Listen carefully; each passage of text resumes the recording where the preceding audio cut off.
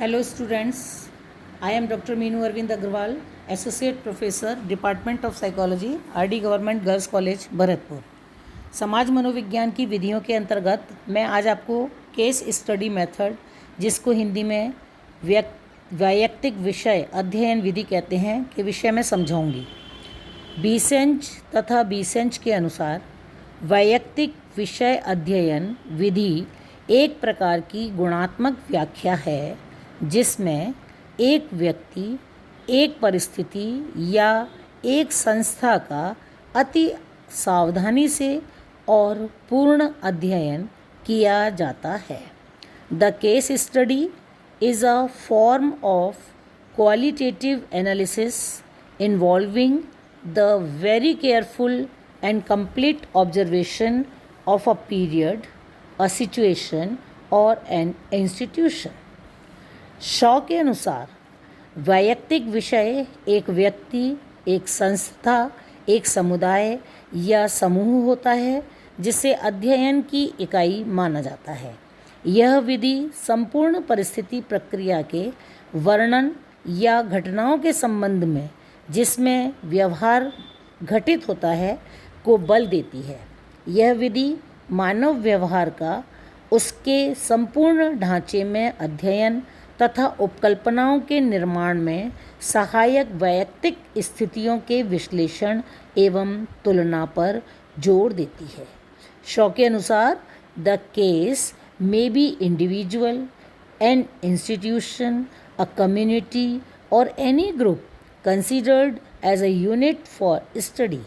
Case study method emphasizes the total situation or combination of factors, the description of the process or sequence of events in which behavior in its total setting and the analysis and comparison of leading to formulation of hypothesis। तो ये जो परिभाषाएं मैंने अभी आपको बताई बीसेंच और बीसेंच की तथा शॉ ने जो परिभाषा दी, उसके आधार पर यह स्पष्ट होता है कि वैयक्तिक विषय अध्ययन विधि एक गहन अध्ययन की विधि है।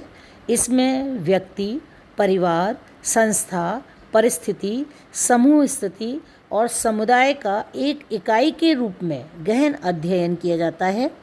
इस विधि में व्यक्ति का जीवन इतिहास, उसकी डायरियों, पत्र, उसके डॉक्यूमेंट्स, आत्मकथा तथा व्यक्ति के जीवन से संबंधित अन्य वस्तुओं का प्रयोग किया जाता है। इसके अंतर्गत व्यक्ति की पारिवारिक पृष्ठभूमि, उसके जीवन को प्रभावित करने वाली महत्वपूर्ण घटनाएं तथा तत्कालीन परिस्थितियों आदि का अध्ययन किया जाता है। इस विधि का प्रयोग व्याधिकीय समस्याओं के अध्ययन में किया जाता है। समाज मनोवैज्ञानिक की अपेक्षा इसका प्रयोग मनोचिकित्सकों के द्वारा ज़्यादा किया जाता है। इस विधि की भी कुछ लाभ और सीमाएं हैं। इस विधि के प्रमुख लाभ हैं, जैसे जब समस्या का अध्ययन इस विधि द्वारा किया जाता है तो गहन अध्ययन के आधार पर सामान्यीकरण सरलता से किए जा सकते हैं। साथ ही साथ वैध उपकल्पनाओं का निर्माण कर अधिक वैज्ञानिक अध्ययन की रूपरेखा तैयार की जा सकती है। दूसरी बात, इस विधि की सहायता से विचलित लोगों को ढूंढा जा सकता है।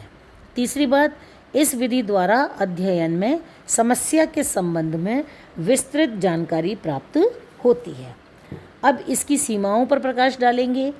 सबसे पहली बात, इस विधि द्वारा अध्ययन में समय और धन अधिक खर्च होता है।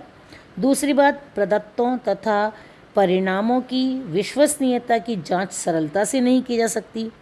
नेक्स्ट, नियंत्रण के अभाव में यह विधि अवैज्ञानिक भी है और प्राप्त सूचनाएं अवैज्ञानिक और अप्रामाणिक होती हैं। और इसके अतिरिक्त इसमें प्रदत्त संकलन के समय पक्षपात की भी संभावना रहती है। तो इस प्रकार भले ही इसमें कितनी भी सीमाएं हैं, लेकिन केस स्टडी मेथड को अध्ययन करने के लिए प्रचुर मात्रा में इसका प्रयोग किया जाता है विभिन्न मनोवैज्ञानिकों के द्वारा, विभिन्न अनुसंधानकर्ताओं के द्वारा।